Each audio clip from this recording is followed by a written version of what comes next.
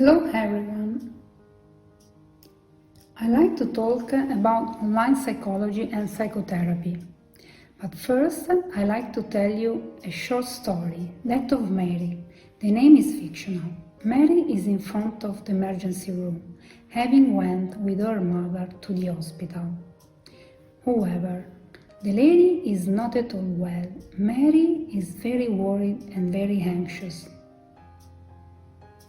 During the wait comes the time of our appointment, the suitable time for our time and space. I join her there where she is, online clearly. Her car becomes our setting. I am Dr. Patrizia Pietropaolo, a cognitive behavioral psychotherapist who has been working online for more than 10 years.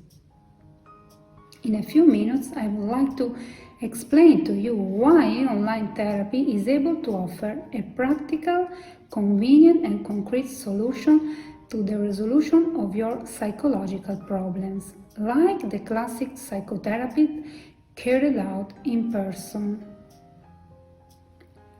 If it is conducted by a therapist who is also an expert in this medium and aware of how much more accurate and particular it must be to work online. It is you who will be more comfortable, and you will know that I will be able to reach you wherever you are, and this can be a great relief in a moment of difficulty. I have been working online for over 10 years, owing to needs relating to my constant movements, and so have developed an excellent sensitivity in working in this mode. I believe that there should be no resistance to the use of technology that is now within everyone's reach. Cognitive behavioral therapy, which is the method that I apply, is scientifically validated and has protocols that can be administered via video, as well as allowing me to assign you tasks or activity to be carried out during the time that will pass between one session and another. We can treat almost all disorders: anxiety, panic attack, depression, social phobia, post-traumatic stress disorders, to name just a few of the most common. Of course, every single meeting, consultation or coaching session can take advantage of the technologies moving online.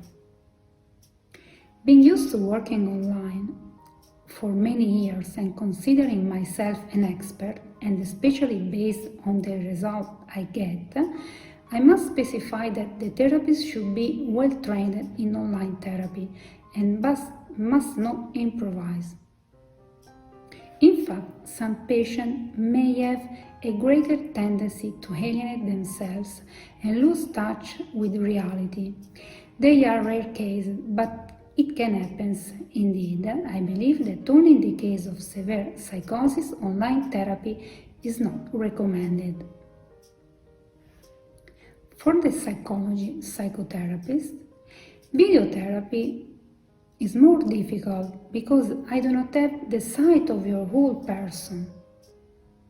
In fact, to find the non-verbal information useful to conduct the interview,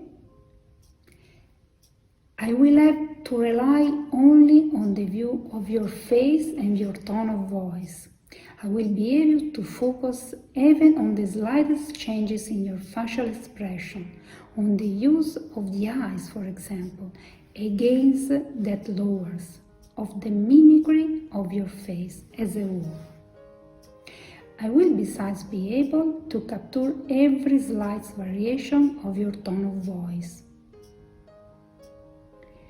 All this to be able to grasp your underlying emotion.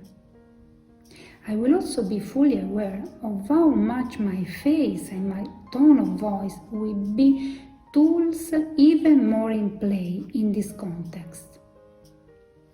I can say, based on my experience, that you will easily get used to online therapy and let yourself be guided toward solving your problem through a process of which I will be responsible even if it is mediated by a video.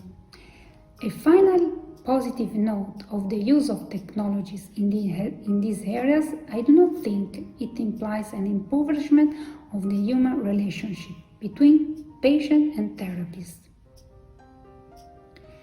between you and me, because human relationships are mediated by emotions, and these can be read, interpreted, and shared even in a virtual context.